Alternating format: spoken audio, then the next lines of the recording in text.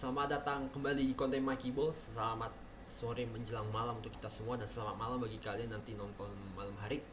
Oke, kali ini gue akan nge-review tentang pertandingan Liga Champions yang kemarin subuh sudah dijalankan, dimana ada 3 pertandingan yang buat gue sangat mengecewakan.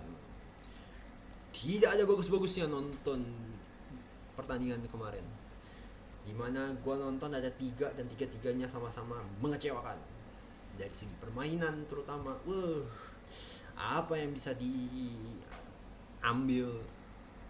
dari match-match yang gue tonton tersebut gitu.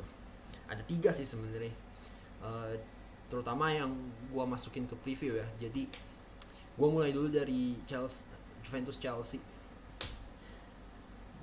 Gue harus bilang ya, dua tim ini mainnya cuma kayak main pinball 3D yang kalau di komputer mungkin ada yang pernah main kayak gitu mainnya, bolak balik gak jelas arah tujuan dan target yang mau dicapai itu apa gitu dari match ini.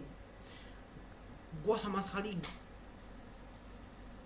kehabisan kata-kata gue untuk pertandingan yang ini ya. Walaupun Chiesa akhirnya dapat gol gitu di awal babak kedua, itu kan karena emang serangan kagetan gitu loh. Kalau pandangan gue ya, ini serangan kagetan gitu. Selebihnya mau Juventus mau Chelsea, permainannya tuh kacau tuh, balau lah. Dua tim ini bener kayak gak ada niat dari dua tim ini buat menang.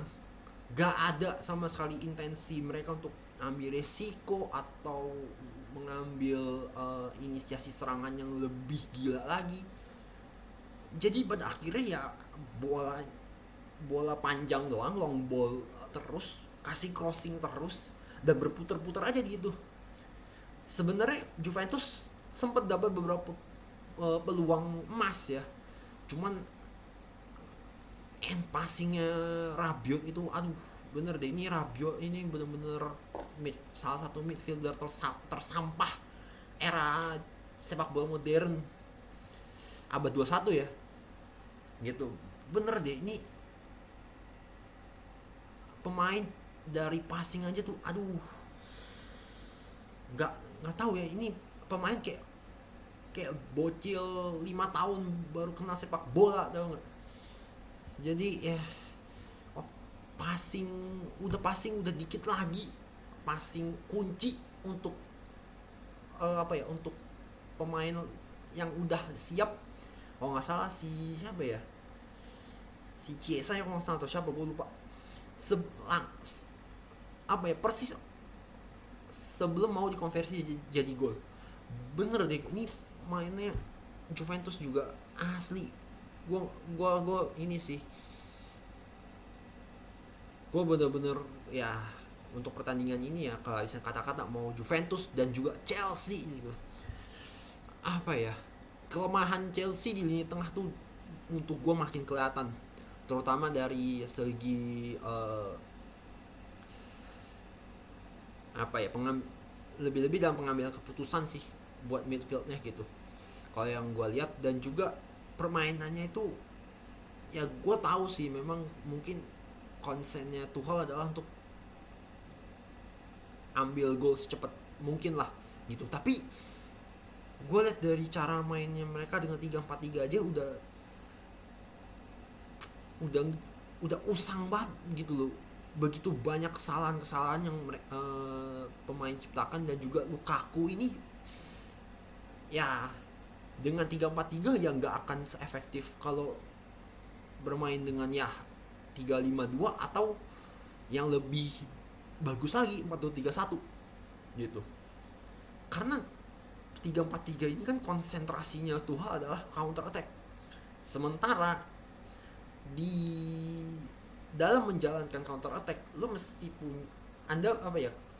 satu tim itu punya kecepatan gitu loh, dan Lukaku nggak punya itu.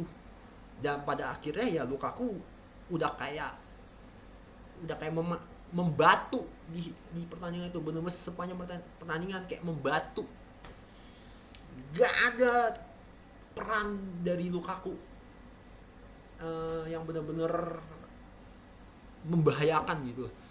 Juga kayak Werner, Havertz juga nggak keluar di pertandingan itu.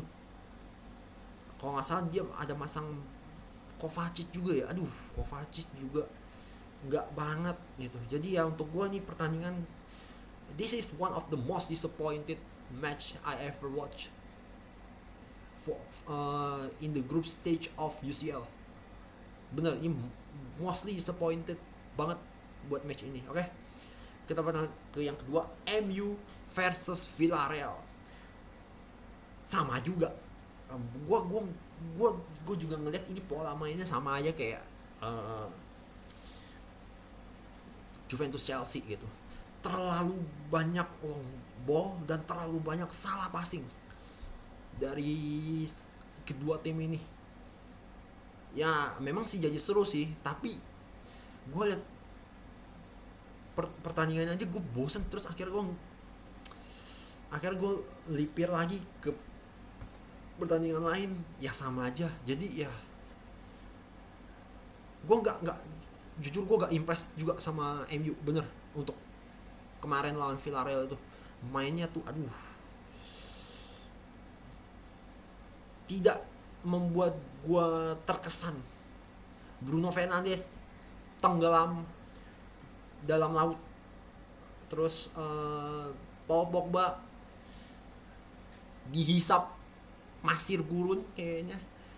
Berapa pertandingan terakhir dia gak kelihatan sama sekali, hilang nih orang, bener-bener kayak the most wanted player yang harus yang diharapkan mengeluarkan kemampuan terbaiknya tapi gak keluar juga. Aduh ampun deh. Terus kayak Greenwood juga, aduh kayu hijau mati juga, gak kelihatan juga. Sancho lagi, aduh 90 million for nothing gitu. Terus dari pemilihan pemain aja tuh gua lihat Ole nih ya kayak tambal ban ketok magic, tau gak? Dan juga masih masang Fred juga. Aduh gua bener-bener gagal paham gua masih Ole ini bener. Ya tapi di sisi lain karena fans MU juga ada beberapa oknum yang setengah hidup, jadi ya gue sih berharap ya Ole stay aja sih. Dan juga Villarreal tuh sebenarnya mainnya juga biasa banget loh. Ya standarnya mereka cuma kasih counter doang gitu. Dan ya terbukti mereka memberikan membuahkan hasil gitu, even kalah gitu ya, karena permainannya juga ya biasa banget gitu. Dan ya untuk gue sih Varane udah rada selesai sih, makanya dia dilepas dan emang terbukti nggak bisa ngikutin cara mainnya MU gitu. Dan golnya Ronaldo kan juga itu kan bener-bener gol durian runtuh itu sebenarnya, karena bener-bener pas dia di posisi itu dan ya Ronaldo is a goal machine gitu. He did his part, ya udah akhirnya gol gitu. Tapi secara permainan aduh, gue nggak yakin loh MU bisa melangkah jauh lebih jauh lebih bagus lagi nanti di perjalanan mereka untuk UCL musim ini gitu. Oke? But ya win tapi ya ini kemenangan yang tidak seharusnya mereka dapatkan sih kalau dari gue ya untuk MU. Dan terakhir yang paling bikin kesel adalah Benfica Barca. Gue ada males sebenarnya ngomongin ini. Aduh, Barca ini bener-bener deh tim tertaubat, tersuper ampun, bener-bener gue nggak tahu lagi mesti ngomong apa lagi, karena masih aja gitu membatukan pikiran dan hatinya si Koeman ini. Gue bener gak ngerti deh, kalau kan udah kelihatan gitu loh kalau Sergio Roberto sama Sergio Busquets itu udah nggak bisa lagi main dan nggak bisa ngikutin lagi tempo main seperti dahulu kala gitu loh, seperti masa jayanya mereka nggak bisa lagi. Apalagi Sergio Roberto itu, aduh, ini kayak apa ya, bukan lagi anak kecil baru kenal bola, ini dia mainnya tuh kayak batita baru injak lapangan, tau gak? Bener, gak ada peran dari dia sama sekali yang membantu Barca, gak ada. Sergio Busquets juga udah lelet, tell me lagi, aduh, udah lelet plus tell me sih, udah selesai nih orang bener-bener Sergio Busquets. Aduh, mainnya juga, aduh, amburadulnya acak adul, mampus. Dua pemain itu kalau bisa segera dibuang aja, kalau bisa di cut loss aja, kalau emang nggak bisa dijual lagi cut loss lah udah. Di musim depan atau kalau misalkan winter transfer mau dilaksanakan, ya udah laksanakan aja gitu. Dan Kuman gue udah ngelihat dia sudah semakin tidak logis aja gitu buat gue dalam hal strategi yang dia terapkan dan juga ya implementasinya di lapangan gitu. Akhirnya kalah sememalukan itu ya. Gue gak heran juga sih, karena gue ngelihat juga pemain Barca kemarin itu sudah kehilangan semangat lah buat gue. Kehilangan